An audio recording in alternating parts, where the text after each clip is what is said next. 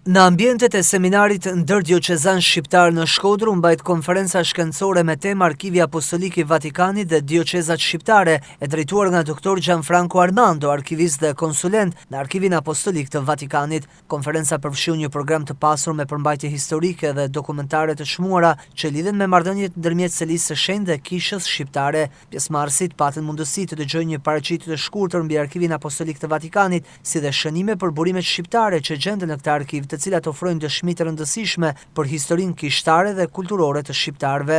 Arkivi mbetet një burim themelor për studiuesit, për kanonistët, për teologët, për historianët, për të ndërtuar ngjarjet dhe profilet kishtare dhe në fund për të vlerësuar trashëgiminë e saj.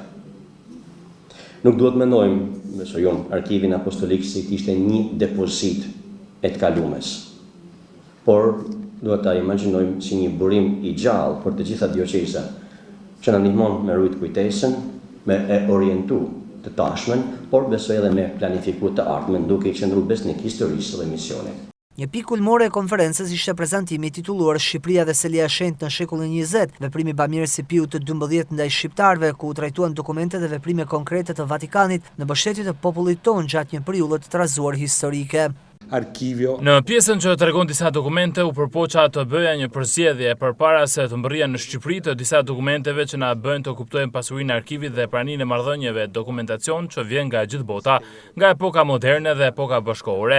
Ato nuk janë vetëm dokumente të historisë së Kishës Katolike, por nxjerrin në pa edhe marrëdhëniet midis papatit, Selisë së Shenjtë dhe popujve në të gjithë botën. Ndodh që me pushtimin osman, jo vetëm të Shqipërisë, por edhe të pjesës më të madhe të Ballkanit humbasin marrëdhëniet midis Romës dhe komuniteteve katolike. Komunitetet katolike të kurrën ka përskutimet mëdha në shumë vende, kisha zhduket dhe pastaj ndërhyn puna e propagandës fide, një fjalë që keni dëgjuar tashmë.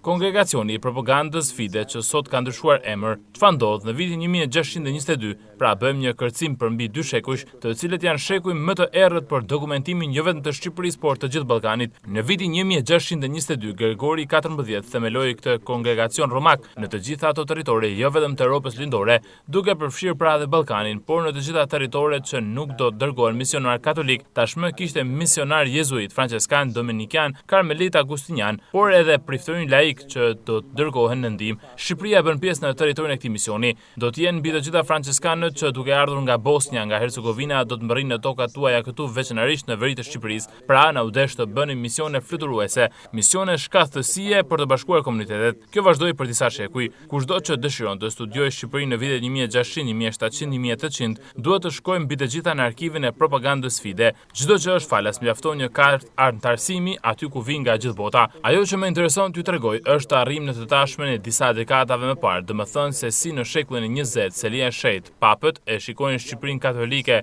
si e ndihmuan atë veçanërisht gjatë periudhës së luftës së dytë botërore dhe në vitet e para pas luftës së dytë botërore, derisa regjimi komunist ndërpreu të gjitha komunikimet midis Kishës së Romës dhe Shqipërisë. Ky aktivitet përfaqëson një kontribut të rëndësishëm në thellimin e bashkëpunimit ndërmjet institucioneve kishtare shqiptare dhe atyre të Vatikanit, si dhe në ruajtjen dhe studimin e trashëgimisë historike të Kishës në trojet shqiptare.